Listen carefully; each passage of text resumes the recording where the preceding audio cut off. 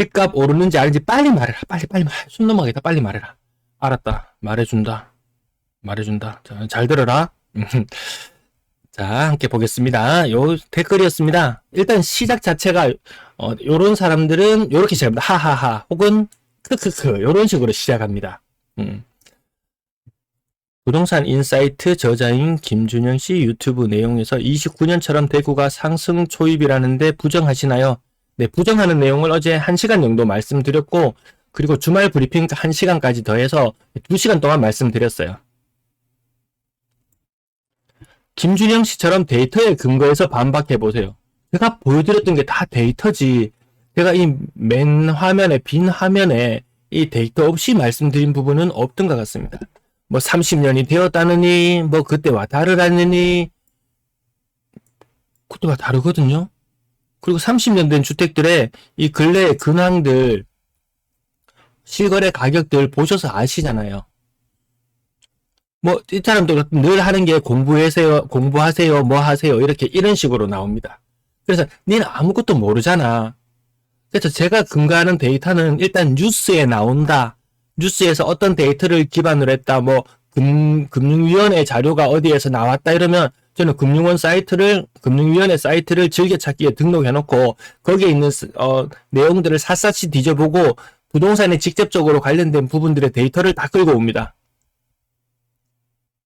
그래서 공부하세요 이런 이야기 할 거면 책 보세요 뭐 할 거 이야기 할 것 같으면 혼자 보고 열심히 공부하고 그러시면 될 것 같습니다.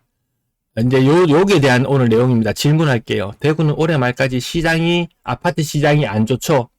네. 올해 말까지가 아니고 그 이후까지도 안 좋습니다. 그걸 계속 말씀드리는 부분이고요. 김준영 씨가 맞는지 확인하기에요. 근데 김준영 씨가 일단 누군지 모릅니다. 뭐 아는 사람인지 모릅니다. 뭐 인사이트 저자, 여기에 대한 이야기는 또 나중에 제가 할 기회가 있을지도 모르겠습니다. 자, 여기에 대한 일단 간단한 답은 30년 이상 아파트 가격의 흐름을 보면 상당수 아파트가 그런 하락하는, 네, 시장이 좋지 않다는 이런 모습들을 보여줍니다. 가격이 빠지고 있거든요. 제가 차트로 말씀드릴 때 22년부터 내리폭락의 길을 걸었다가 23년에 반등을 했을 때 23년의 모습이죠. 반등을 하고 난 이후에 한 3개월, 4개월, 4월달, 5월달 됐을 때부터 아주 비싼 아파트들은 조금 잘 나가고 그거보다 가격 낮은 아파트들은 요렇죠. 뭐 요 한 10억짜리, 요거 한 6억짜리, 요거 뭐 가격 보합세 유지하는 거 한 4억짜리, 나머지는 떨어지는 게 오히려 이때보다 23년 1월 달에 저점보다 더 떨어지는 물건들이 시간이 가면 갈수록 나오더라는 거죠. 이 아파트의 공통적인 모습들을 보니까 30년이 넘어가는 아파트들에서 이 현상이 굉장히 많이 나타나고 있었습니다. 이게 단순히 저의 주장인가요? 이게 저의 그 단순한 주장인가요? 매일같이 보는 실거래 가격이 그 근거가 될 수 있다고 생각합니다.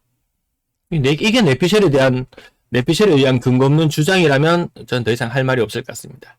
그리고 시간이 가면 갈수록 아파트 시장이 안 좋아질 수밖에 없는 게 구조적으로 인구 감소, 가구수 감소, 거기에다가 이 아파트의 노후화, 지금 25년의 4채 중에 한 채가 30년 이상이 넘어갔다고 이런 주택들 답이 없다고 뉴스에서도 다 이야기합니다.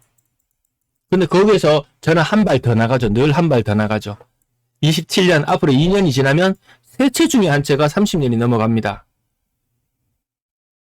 과거에 불장이 왔을 때 2009년도에 불장이 왔을 때 물론 비싼 아파트들이 오르는 부분도 있었지만 이 저가격의 아파트들이 꿈틀꿈틀 되면서 걔들이 먼저 움직였던 걸로 기억하거든요. 근데 지금의 저가격의 아파트들이 움직일 수 있을 것인가? 걔네들이 대다수가 30년이 넘어가는 아파트들인데 그 아파트들을 누가 공격적으로 매수를 해서 시장 분위기를 띄워놓을 것인가? 힘들어요. 자, 10년이 지나고 나면 2채 중에 한 채가 30년 이상 된 아파트들입니다. 벽에 시멘트가 부스러기가 떨어지고 어딘가에 물이 새고 그 관리에 비용이 많이 듭니다. 2040년이 되면 세 채 중에 두 채가 30년 이상 아파트입니다. 와, 거의 고담시티 분위기가 날 것 같은데요. 근데 이게 대구만의 문제가 아닙니다. 전국 공통입니다. 예, 아파트가 지어지는 시기들이 한창 바짝 지어졌다가 잠깐 소강 사태를 거쳤다가 또 바짝 지어졌다가 소강 상태를 거쳤다가 이런 과정들을 거치다 보니까 그게 전국 공통이었습니다.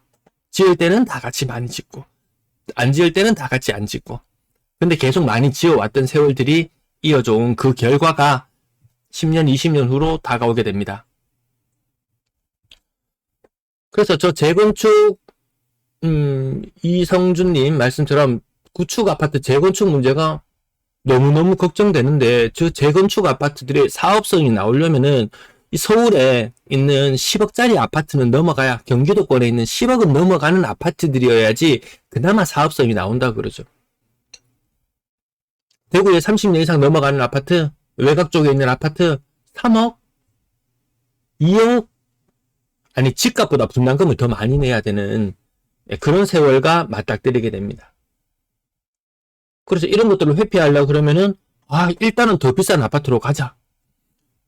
그렇게 되면 돈이 많은 사람들은 관계가 없겠지만 자금이 넉넉지 않은 사람들은 그 이자 부담 비용만큼 그 품위를 유지하기 위해서 제가 이런 말씀 많이 드리잖아요. 3억짜리 집에 살면은 이 집으로 인해서 지출되는 비용이 100만 원 정도다.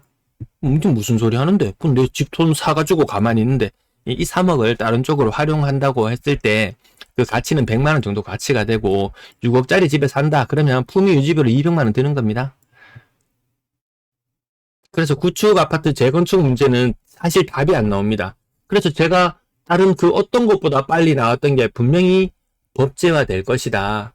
단기 수선 충당금이 일본 수준으로 높아질 것이다. 사실 그거 아니고는 답이 없습니다. 다 부서진 아파트, 옹벽이 붕괴되고 담장이 붕괴되고 이런 여러 가지 문제가 생겼을 때 그거 시에서 지자체에서 뭐 이렇게 처리해주는 이런 사례들도 나오잖아요. 그런 게 한두 건이어야지 결국 돈 더 내서 너희가 관리해라. 알아서 고쳐서 살아라. 이런 식으로 갈 수밖에 없다. 그렇다고 뭐 30년 된 아파트가 무너지느냐? 무너집니다. 그 어떤 아파트들 보면은 막 플래카드도 붙여놨는데 수도 시설 같은 거 이렇게 노후화돼가지고 막 녹물 나오고 이러니까 그 돈 들여가지고 고치잖아요. 막 몇백만 원씩 들여가지고 가구당 몇백만 원씩 내가지고 고치잖아요. 그거 하면 되거든요. 뭐 전선 교체하면 되죠. 수도 관 교체하면 되죠. 콘크리트 덩어리 무너지지 않습니다. 그냥 빨리 부수고 이거 녹물 나오고 뭐 천장 하늘 옥상에 비새고 빨리 이거 부수고 다시 짓자 뭐 이런 것들이 작용하니까 손을 안 대서 그렇지 대다수의 아파트들은 관리하고 살아야 된다. 관리비가 그만큼 많이 들어갈 수밖에 없게 되는 것 같습니다. 자, 이제 또 근거들을 계속 추가적으로 더 제시합니다. 자, 대구 주간 실거래지수 한국부동산원 자료인데요. 자, 월간 기준으로 봤을 때 6월 달에 대구 0.25% 하락. 아마 5월 달도 이 정도 수준, 4월 달도 이 정도 수준. 계속해서 하락하는 모습을 보여줍니다. 그럼 이건 시장이 안 좋죠? 이렇게 물어봅니다. 이거 딱 보면 안 좋죠? 이거 보고 좋다고 하는 사람 누가 있습니까? 안 좋죠? 주간 실거래 지수상으로 이번 주에 대구는 마이너스 0.07% 하락. 지난주에도 마이너스 0.07% 하락. 시장 분위기 안 좋죠? 이 반등이 23년도 여름쯤에 주간 실거래 지수가 한 3개월 정도 플러스 나타난 적이 있었어요. 그때도 사람들은 나와서 이게 대세 상승이라고 떠들어댔어요. 근데 3개월 꼴랑 그거 반등했다가 다시 주간 실거래 지수가 마이너스가 나타난 지 지금 1년 2개월 정도를 넘어가고 있습니다. 시장이 안 좋죠? 라고 물어봅니다. 안 좋죠? 당연히 안 좋죠. 이거 뭐 누가 보고 좋다고 합니까? 근데 요거 정의부터 필요합니다. 전체 시장 분위기가 오르고 있으면 시장이 좋다라고 이야기하면 될 것이고 전체 시장 분위기가 가라앉고 있으면 시장이 안 좋다라고 이야기하면 될 것 같습니다. 그럼 또 뭘 이야기합니다? 올해 말까지 시장이 안 좋죠. 일단 답은 네. 끝입니다. 떨어지고 있잖아. 그럼 또 이야기합니다. 일부 오르는 거 안 보이냐? 핵심지. 핵심지나 뭐 또 불장, 핵심지는 불장.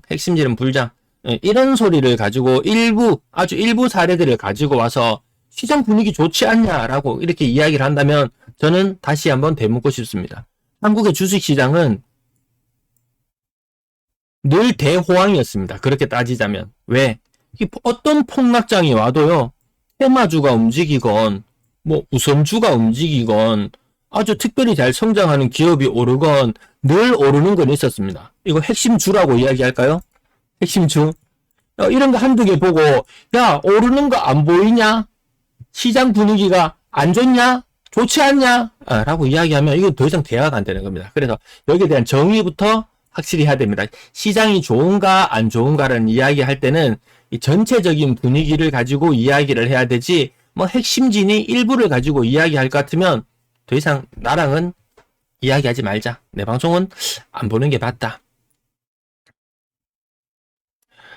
자, 그러면 2009년 혹은 그 이전처럼 다시 한번 뭐 불장이 오거나 이런 것들이 가능하려면 2020년도에 제가 대출 풀린 거, 요거 금융위원회 자료입니다.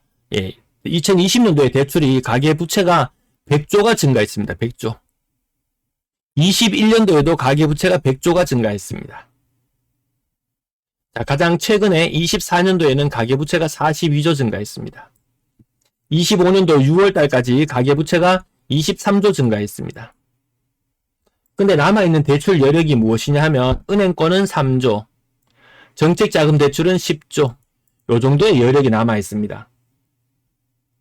그럼 다 합치면 올해 여력이 얼마 남아있는, 올해 얼마 대출 가능한 건가요? 36조. 예, 작년보다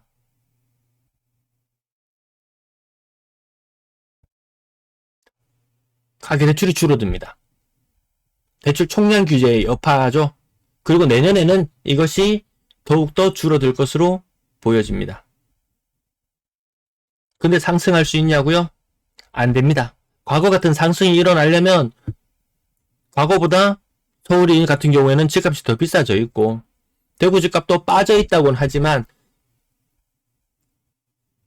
돈이 30조, 40조가 풀려도 그 돈의 8할이 수도권으로 몰려 들어가는 이런 현실 속에서는 지방의 집값이 떠오르기 힘들다. 돈 안 풀리고 대세 상승자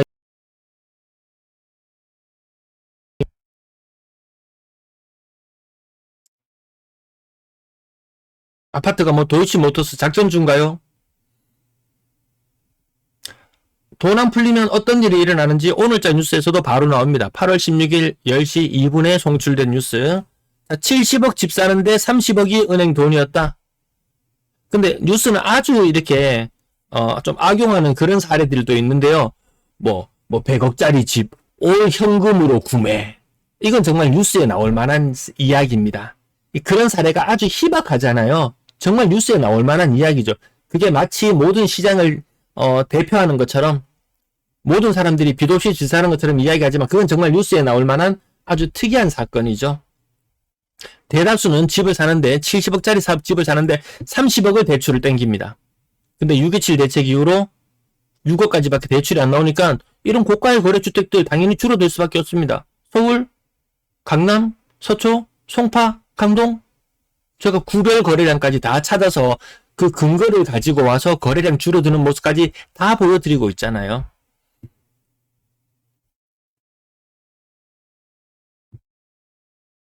(40억) (50억) 빚내는 걸 예사로 생각했었습니다. 대출 규제 이후로 줄어들고 총량으로 인해서 여기 돈 많이 땡겨서 대출 받아서 서울에 집 살 때 제가 늘 말씀드렸잖아요. 야, 이거 1년 동안 균등하게 나눠서 대출을 써야 되는 거를 상반기에 돈을 다 써버리고 나면 하반기에 대출 못 해준다. 대출 총량 규제에 있다. 그 금액까지 뉴스에 나온 자료들을 다 끌고 모아서 그 근거까지도 계속 말씀드렸어요. 그래서 결과가 바로 뭔가요? 바로 하반기 들어서 바로 대출 꽁꽁 다 막히잖아요.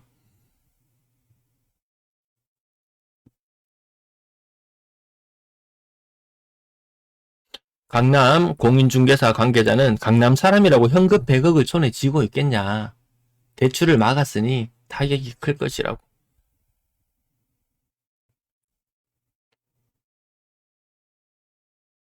또 데이터를 가지고 옵니다. 전국 주택가격 동향조사. 여기에 근거하면 요거는 주택구입부담 지수를 제가 말씀드리는 건데요. 자, 요거 중위주택 가격, 대구의 중위주택 가격은 요렇게 2억 6,700에서 24년부터 25년 1년 전 대비 중위주택의 가격은 1,300만 원 정도 마이너스 됐습니다. 1,300만 원. 가격 하락률이 4% 정도 됩니다. 이 중위주택의 이 평균적인 모습을 말하는 거잖아요. 이 가격이 계속 빠지고 있습니다. 근데 이 자료를 제가 22년도에 만들었나요? 22년도에 처음 만들기 시작하면서 그럼 언제 집을 사면 되냐? 이 장기적인 로드맵까지 말씀드렸습니다. 24년, 25년. 자, 요때가 매수 적기가 될 것이다.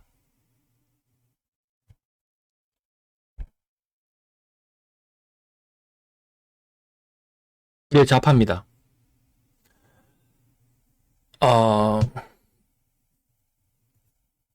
24년, 25년이 더욱더 매수, 무슨 근거를 들어서 말하고 이러면은, 뭐, 잡하냐, 그러면은, 그냥 막 지르면은, 그건 우파인가요? 모르겠습니다. 자, 여기 보시면은 24년, 25년 매수하기에 매수 시작 시기를 제가 24년도로 봤고, 매수 적기는 네, 25년도로 본다든지, 요 위에 다른 엑셀표에 다른 멘트들도 더 있습니다. 아니, 채팅창에 말하는 게 김재동 같네, 좌파세요, 이렇게 이야기하니까, 시끄러우라니, 뭔 소리야. 하여튼, 일단 나중에 댓글창은 맞춰볼게요. 그거 맞춰보면 뭐 의미가 있습니까? 이 우파 방송 찾아가서 들으세요. 아니 데이터 가지고 이야기하고 숫자 가지고 숫자 노름을 하고 있는데 여기서 좌파 우파가 왜 나오는지. 그리고 대한민국에 40대에 그런 걸로 끌길 사람 아닙니다. 대한민국에 40대에 70%, 75%가 좌파입니다. 선거 투표 결과를 보면 75%, 40대에 75%가 좌파입니다.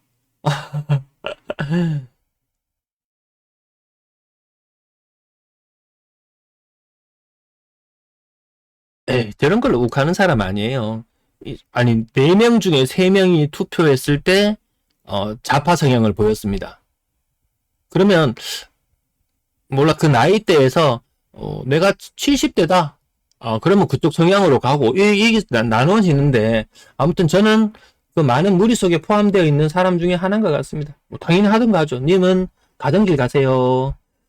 잠깐만요. 이 채팅창들이 다 사라지나? 오케이. 네, 보냈습니다. 저렇게 긁는다고 해서 긁힐 사람도 아니고, 이 부동산 부분에서 이렇게 긁으면은,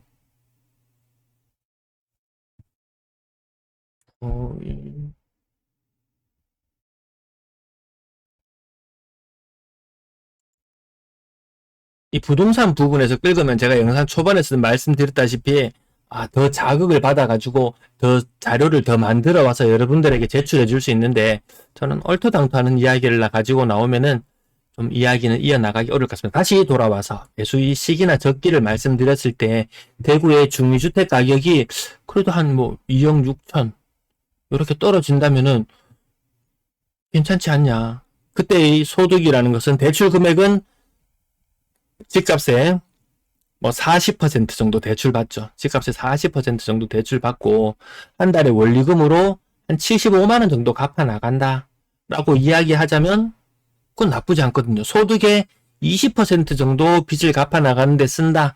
이건 나쁘지 않는 것 같습니다. 그리고 여기 소득이라는 것은 가구 기준으로 봤을 때 한 530만 원 벌고 530만 원 벌어서 집값으로 75만 원 정도 지출을 한다. 아주 이 건전한 가게의 모습입니다.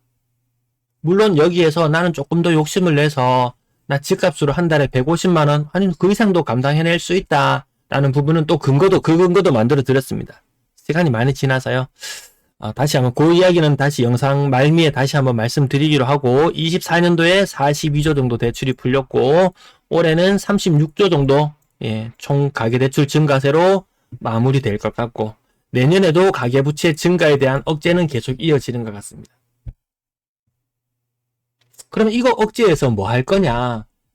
이 좌파의 나라 중국으로 한번 가봅시다. 좌파의 나라 자파의 나라 맞나요? 예, 중국으로 한번 가볼게요. 중국에 지금 민심은 들끓고 있습니다. 이 바닥 경제가 너무 최악으로 치닫고 있습니다. 중국도 지금 궁극적으로 하는 것은 작년 말부터 시작해서 이 증시를 띄우기 위해서 애를 씁니다. 부동산 시장은 내버려 놨습니다. 가장 인기 있는 베이징의 최고급 아파트, 제일 좋은 아파트도 20% 정도 떨어져 있고요. 상하이의 아주 비싼 아파트들도 30% 이상 하락되어 있고, 또 외곽으로 뻗어나가면 나갈수록 막 40%, 50%, 60%, 70%, 80% 이렇게 막 떨어지는 집들이 나온다고 합니다. 그래도 부동산은 내버려 놨습니다. 왜? 이 전 인민이 잘 사는 길을 택하려면 이 부동산으로는 답이 안 나온다. 아무런 성장성에 도움도 안 되고 돈만 빨아먹고 나라 경쟁력을 잃어갈 것 같다. 이 부동산을 죽였습니다. 그리고 살려낸 것이 무엇입니까? 예, 앞으로는 증시를 살리려고 할 것이다. 미국처럼 증시를 살리려고 할 것이다.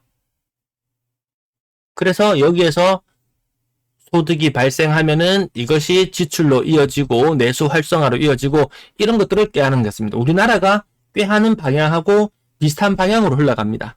저는 물론 중국 증시는 한 10년 전부터 뭐 관심을 가지고 계속 지켜보고 있었는데요. 이 사람의 영상을 보면은 도움이 될 것 같습니다. 이 사람의 영상을 관심 있으신 분들은 단순히 증시 뭐 이런 투자의 측면이 아니고 그네들의 변화상이라든지 이런 것들을 보자고요. 그 망하는 뉴스를 망하는 그런 것들을 살펴보는 것들은 굉장히 많습니다. 그래야지 그 중국을 대차게 까면은 인기가 급상승하거든요. 근데 중국의 그 안 좋은 부분과 이 좋은 부분을 같이 살펴보자고요. 자, 요거 한번 봅시다. 자, 요즘에 이 사람한테 꽂혀가지고 이 사람 영상을 하루에 몇 편씩 보고 있습니다. 신영관의 상하이 클래스. 이 중국이 망한다. 막 이렇게 했을 때 이거 볼만합니다. 제 웬만하면 이런 뭐 사이트들 추천드리는 건 잘 없는데 제 함께 보고 싶은 영상에서도 요거는 올려뒀어요. 신영관의 상하이 클래스 한번 보시면은 이 격차가 달라지는 사회에서 우리가 장기적으로 어떻게 계획을 세우고 이 삶을 설계해 나가야 되는지 거기에 대한 내용들을 살펴볼 수 있을 것 같습니다. 저거 재밌습니다. 저거 재밌어요. 자, 아무튼 중국도 그러하고 우리나라도 그러하고 부동산에 들어가는 돈은 계속해서 억제하고 있는 그런 분위기다. 자, 나라 전체 주담대가 늘어났을 때 대구의 거래량이 어떻게 변화하는지 한번 봅시다. 과거에는 2020년, 19년, 20년, 21년도에는 나라 전체의 빚이 늘어났을 때 대구의 거래량도 이렇게 좀 연관성이 있었습니다. 근데 21년도에도 가계부채가 전체적으로는 100조 정도 증가하는 그런 시기였거든요. 근데 21년도에 대구 거래량이 반의 반토막 나던 그런 시기였습니다. 이때부터 빚을 많이 내더라도 대구의 집은 사지 않더라. 이 대구의 노란색 선, 대구의 거래량과 나라 전체의 빚이 늘어나고 가계부채가 증가하고 아니고 이것이 탈동조화가 되어버렸습니다. 상관관계가 떨어졌습니다. 23년도, 24년도 가계부채 4월에는 4조, 5월에는 5조 이렇게 말씀드렸다시피 가계부채가 그렇게 많이 늘어나는 와중에도 대구의 거래량은 그에 걸맞게 반응하지 않았습니다. 이 차이는 21년도부터 일어나기 시작했습니다. 나라 전체 주담대와 대구의 거래량이 디커플링된 모습을 볼 수 있습니다. 자, 나라 전체 주담대에서 이번에는 기타 대출까지 다 합쳤을 때 마찬가지의 모습을 보입니다. 나라 전체적으로 빚이 늘어나지 않는 시기에는 폭망은 합니다. 대구의 거래량이 폭망은 합니다. 이때 대구의 거래량이 평권 아래로 떨어지던 그런 시기였거든요. 폭망은 한다. 근데 과거에는 빚의 증가와 대구의 거래량이 함께 했습니다. 그러면 앞으로도 이 빚의 증가와 거래량이 같이 증가하는 모습을 보이려면 시장에 50조 풀리죠? 이거 수도권이 다 땡겨갑니다. 앞으로 가계부채를 이 정도를 증가시켜야 됩니다. 그래야지 수도권 플러스 지방까지 같이 이 온기가 퍼질 수 있는 그런 상황이 될 수 있을 것 같습니다. 근데 GDP 성장률 대비 가계부채 총량이 정해져 있기 때문에 앞으로 절대로 이런 세월은 오지 않습니다. 20년 이전에 이때 총량 규제 없었어요? 없었어요. 21년부터 총량 규제 시작되었습니다. 그때부터 이미 끝난 거죠. 그때부터 내리막이죠. 그때 제가 자료 일본도 집값이 장기적으로 망할 수밖에 없었던 이유는 총량 규제, 부동산 총량 규제. 전체 나라의 빚이 늘어날 때 기업 빚이 만약에 뭐 5% 증가한다. 그러면 가계대출도 5% 증가할 수 있어요. 예, 그 결에 따라서 이렇게 움직일 수 있는데 이 부분도 이게 이런 근거를 이런 차트를 가지고 제가 늘 말씀드리잖아요. 나라 전체 주담대 거기에다가 기타 대출까지 모두 합쳐봐도 대구의 거래량이라는 것은 나라의 빚의 증가와 그렇게 관계가 없더라. 빚을 내서 살 수 있으면 서울 수도권 가서 사지. 어차피 자녀 세대들도 대구에 남아있기보다는 떠나는 세대가 더 많잖아요. 자, 서울 나라 전체 주담대와 서울의 거래량, 서울의 근래에 들어서 10,000건에 달하는 거래량이 나타났던 최근의 모습까지 볼 수 있는데요. 요거는 좀 상관관계가 있어 보이죠. 요거는 좀 상관관계가 있어 보입니다. 그래서 다 빚내서 서울에 집 사는구나. 아니, 서울에 집 사는 사람들이 전부 다 빚을 엄청나게 내고 있구나. 이런 모습들을 볼 수 있습니다. 나라 전체 주담대와 기타 대출, 요 서울과 거래량도 한번 살펴보시고요. 전체적인 대출 증가, 8할은 수도권이 다 가져가는 것 같다. 전체 주담대가 늘어나도 뭐 기타 대출까지 다 늘어나도 대구의 거래량은 그렇게 많이 살아나지 않더라. 빚내서 집 사지 않더라는 거죠. 자, 또 다른 자료 통계청에서 가지고 온 지역별 가계대출. 야, 니 전국적인 주담대 대출 가지고 이런 거 가지고 와가지고 왜 이야기하는데 우리 대구 지역에 걸맞게 이야기해줘 라고 이야기하면 예금은행 지역별 가계대출도 알아볼 수 있습니다. 아니, 이런 자료 누가 알려줍니까? 이런 자료 누가 알려줍니까? 자, 대구의 은행권 대출을 한번 살펴봅니다. 이 회색선의 흐름이 대출 총 증가액의 모습입니다. 한때 많을 때는 1조 가까이, 2020년도에는 한 달에 1조를 대출해 갈 때도 있었습니다. 1조. 대구의 지분이 나라 전체의 20분의 1 정도 된다고 보면은 그때는 한 달에 가계부채가 20조 증가했습니다. 미쳤습니다. 20년 11월 달쯤 되겠네요. 20년 11월 달쯤에 지금은 1년 동안 다 해도 대출 40조 하면 끝입니다. 근데 저 때는 한 달에 가계대출이 20조 증가했습니다. 비은행권 대출 뭐 2금융권이고 나발이고 상관없습니다. 돈 땡길 수 있는 돈은 다 땡겨라 하던 그런 시절이 있었습니다. 지금은 비은행권, 2금융권이나 이런 것들 보십시오. 대구 사람들 빚 갚아나가기 바쁩니다. 예, 2금융권은 빚을 5만상 갚아나가고 있습니다. 은행, 비은행권 다 합쳤을 때 20년 11월 달에 가계대출 1조 증가했습니다. 지금은 증가할 때도 있고 감소할 때도 있고 증가할 때도 감소할 때도 있고 이렇습니다. 대출이 증가하지 않더라. 빚내서 집 사지 않더라. 그 분위기는 20년부터 21년부터 내리막을 걷고 22년부터 본격화되면서 2금융권의 기타 대출 요 부분 보십시오. 주담대가 아닌 그 외의 대출들. 주담대 아니고는 전부 다 빚 갚아 나가기 바쁩니다. 시절이 좋으면은 막 기타 대출 5만 거 땡길 수 있는 돈 다 땡겨가 집 사는데 그런 시절 아니더라. 은행, 비은행, 주담대. 주택담보대출만 놓고 봤을 때 야, 계속 사람들 빚 내고 있네. 한 달에 막 1,000억씩 뭐 빚 내고 있네.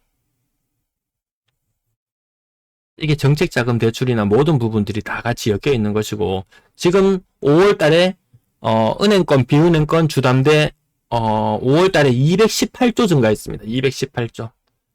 그리고 올해 1월 달인가요? 감소할 때도 있었습니다. 주담대가. 새 아파트들 지어지고 입주하고 들어가면서 대출 내고 신규 주담대는 늘 발생을 하거든요. 누군가는 그걸 계속 갚아 나가고 있다는 그런 의미입니다. 마이너스가 나타난다는 것은. 대출이 폭발적으로 증가해야지 거래량이 증가할 수 있는데 지금은 추세적으로 모두가 높은 금리 때문에 빚을 줄여나가고 있다.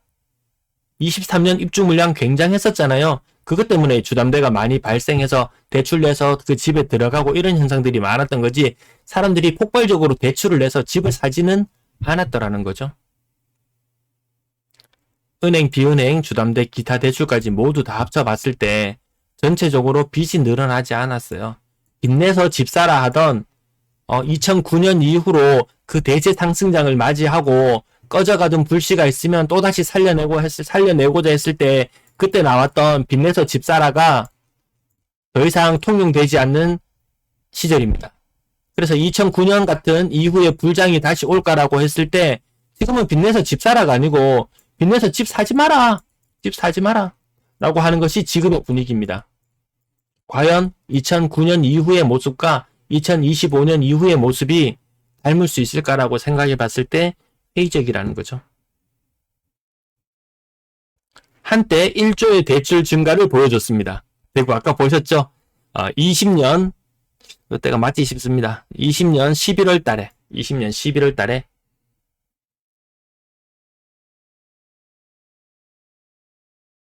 대구는 여전히 저는 빚 갚기 바쁜 도시라고 봅니다. 또 다른 자료를 가지고 옵니다. 주택구입 부담지수. 현재 25년 1분기 56.1 전국적으로도 낮은 수준이다. 그 예전에 그 평균적인 모습을 봤을 때도 뭐 70 정도 선에 있어야 한다면 지금은 그것보다 부담이 확실히 덜해진 시절은 맞다. 근데 이 주택구입 부담지수나 이런 걸 이야기할 때는 늘 가지고 오는 것이 중위집값입니다. 중위집값. 1등에서 100등까지 줄을 세웠을 때 50등짜리 요걸 기준으로 이 주택구입 부담지수나 이런 것들이 만들어지거든요. 근데 아주 비싼 아파트 1등짜리 아파트 가지고 와가지고 핵심지가 오르고 있잖아. 시장 분위기 좋은 거 맞아 아니야. 이렇게 이야기하자면 얘기하기는 힘들고요. 자, 이 주택구입 부담지수를 봤을 때 가장 매력적인 동네는 사실 울산이죠. 울산은 그러면 주택구입 부담지수가 가장 아랫부분에 있는 선입니다. 이게 40선, 40대일 겁니다. 왜 이렇게 낮냐? 소득이 높아서 낮나. 자, 이 무조건 까기만 하는 게 아니고, 자, 중위주택 가격 가지고 집을 살려고 했을 때, 내 소득이 어느 정도 되는 사람이면, 한 450만원 정도 된다. 우리 가구 소득이 450만원 정도 된다. 그러면 주택 가격은 한 2억 6천짜리 정도 사면 괜찮을 것 같다. 물론 기존에 형성해 놓은 자산이 있던 사람이었으면 이 아파트 급수가 올라가겠죠. 나 한 1억 정도 또 여유 자금이 있었는데 하는 사람은 대구의 평균적인 주택 가격 3억 4천입니다. 여기 가면 되는 것이고, 아니면 난 소득은 450만원 수준인데 다른 것 좀 포기하고 좀 좋은 집에 살래 하면은 4억 5천짜리 집에 가면 되는 것이고, 나 정말 다 포기하고 집밖에 없어 하면은 또 한 구간을 더 건너뛰어서 대구의 뱃머리 조금 비선호 지역에 있는 신축, 그래도 그 나름 동네에서는 제일 괜찮다고 이야기할 만한 뱃머리 주택 5억천짜리 집, 요 정도 살려면 그래도 가구 소득이 월 실수령의 기준으로 월 640만원 정도 되면은 이 제일 무난하다. 아니 640만원 돈 벌어가지고 한 달에 140만원 원리금으로 지불하고 나면은 500만원으로 살아가면 이 끄떡 없거든요. 요렇게 다 표준화된 주택 구매 가이드라인도 있습니다.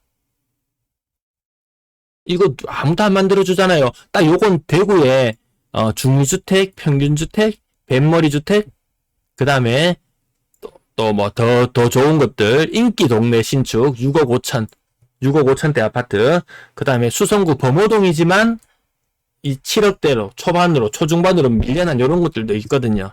이런 가격 살려면 한 달에 한 820만원 벌어가지고 빚 갚는데 한 220만원 쓰고 600만원으로 살아가면은 나쁘지 않습니다. 근데 나의 소득 수준은 한 달에 450만 원 버는데, 자, 요거 산다고 하면 여기 한번 450만 원 버는데 한 7억짜리 주택을 살려고 합니다. 그러면 한 달에 원리금을 340만 원 정도 갚아 나갑니다. 450만 원 벌어서 100만 원으로 살아갑니다. 이거 안 되잖아요. 이거 안 되잖아요. 어느 분이 저한테 전화를 주셔가지고 이야기를 하셨어요. 소득은 좀 괜찮은데 빚 갚으려고 하니까 죽겠더라. 이 이야기를 했습니다. 그 사람이 빚을 대출을 어느 정도 냈냐면 요 정도 있었습니다. 뱃머리 주택, 인기 동네 신축, 아마 뭐 동대구 이런 지역에 신축 아파트가 뭐 6억 중반 정도 하죠. 예, 요 정도 가격 할 겁니다. 그나마 좀 인기 있는 곳들 맞죠. 그래서 그 사람들이 LTV 기준으로 47.9%, 3억 1천만 원 정도 대출, 3억 정도 대출 받아서 빚을 갚아 나가려고 보니까 한 달에 원리금이 181만 원이네요. 이자 한 120만 원에 원금 한 60만 원. 그래서 한 180만 원 정도 갚아 나갑니다. 그러려면 소득이 가구 소득 기준으로 한 750만 원 정도 벌면은 버텨낼 만합니다. 근데 한 달에 450만 원 버는 가구에서 욕심내서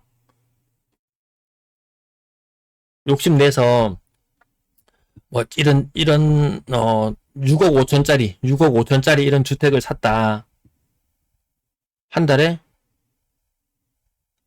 180만 원 하고 나면 얼마 남습니까? 250만 원, 270만 원, 270만 원 살기는 살 수 있죠. 굉장히 빠듯해지겠죠. 그래서 이런 희생이나 이런 것들을 다 묻어두고 무조건 비싼 집 사라. 나중에 오른다. 괜찮다. 지금 현재 삶이 없는데 뭐 미래만 보고 삽니까?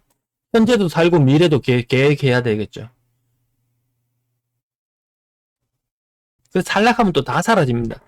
450만 원 벌어도 진짜 여기 450만 원 벌어가지고 218만 원 이거 한 얼마짜리 집입니까? 범어동에 뭐 범어 화성파크 드림 S, 범어숲 화성파크 드림 S, 네, 그거 9평 가격이 아마 요 정도 하지 싶은데요. 450만 원 가구 소득대도 요 충분히 살라 그러면 다 삽니다. 그렇게 사는 사람들이 많았고, 그로 인해서 내수고 뭐고 다 박살 나는 거죠. 내수가 다 박살 나버리고 나니까, 뭐 장사하시는 분들도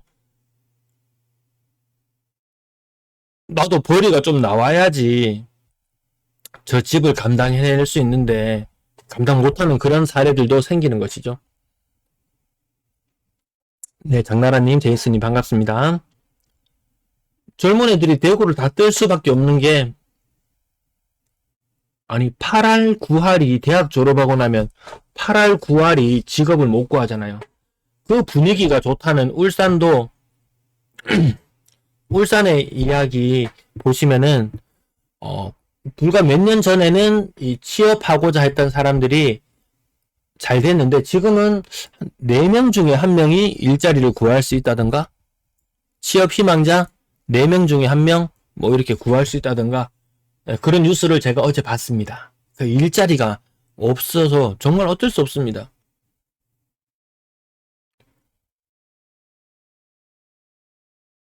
그럼 울산에는 또 댓글이 달려요. 야, 일자리 많기만 많더라. 일자리 많기만 많더라. 비정규직, 하청업체, 협력업체 알아보기만 알아봐라. 일자리 많기만 많더라. 누가 대학 나오고 전부 다 할 거 다 하고 그 고생해갖고 이거 안 하고 싶잖아요. 왜 그 선배 세대들의 모습을 봤잖아요.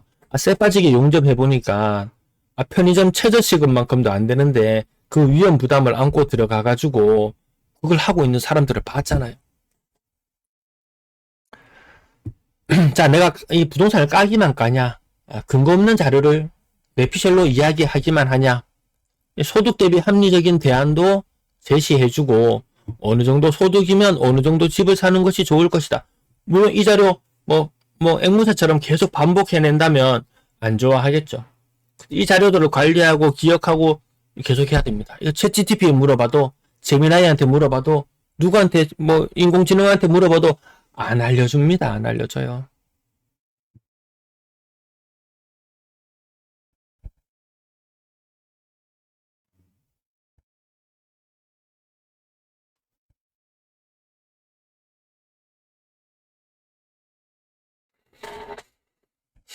결국에 제일 잘 나가는 집, 한 13억짜리 집 기준으로 했을 때,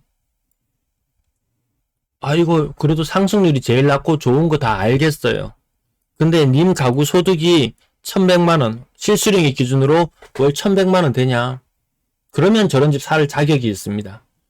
월 실수령이 1100만원 정도 수준 되려면은, 뭐, 맞벌이 기준으로 연봉 거의 1억에 달하는 사람들, 예. 그런 사람들은 한 달에 한 400만원 정도 빚 갚는 데 쓰면서 13억짜리 집을 유지하고 살아가도 됩니다. 이 사람이 많냐고요?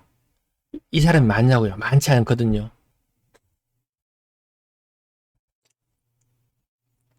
대구에서 이 소득 될 때쯤 되면은 이제 직장에서 나가는 걸 이제 고민해야 되는데 이 그런 나이가 되는 그런 시기입니다. 근데 마치 모든 사람들이 다 좋은 집을 바라보고 거기에 다 올인해가지고 다 그렇게 살아갈 것이냐? 아닌 것 같습니다. 자, 말이 많고 제가 이 자료가 많다 보니까 제 영상도 1400개가 넘는다고 어제 GTP가 이야기해줬습니다. 1400개가 넘는 영상이 올라져 있다고. 다 보기 힘들 거예요. 근데 정말 장님 코끼리 만지기 식으로 그냥 이 영상 하나 보고 살짝 보고 꽂혀가지고 그냥 댓글로 막 지르고 이런 사람들 한 트럭도 넘게 다녀갔습니다. 예, 이렇게 긁는 사람들 저는 순간적으로 와! 하지만 예, 그것을 이렇게 화하고 화내고 끝내버리는 것이 아니고 이 자료로 순화하죠. 자료로 순화해서 나타내고 그렇게 제 마음을 정화해내고 그렇습니다. 두고 보자는 인간들도 진짜 한 12트럭은 더 다녀갔습니다. 근데 두고 보자고 했던 사람들 다시 와서 제가 지금 2달만 더 있으면 방송 4주년입니다. 그렇게 두고 보자고 했던 사람들 아무도 다시 오지 않습니다.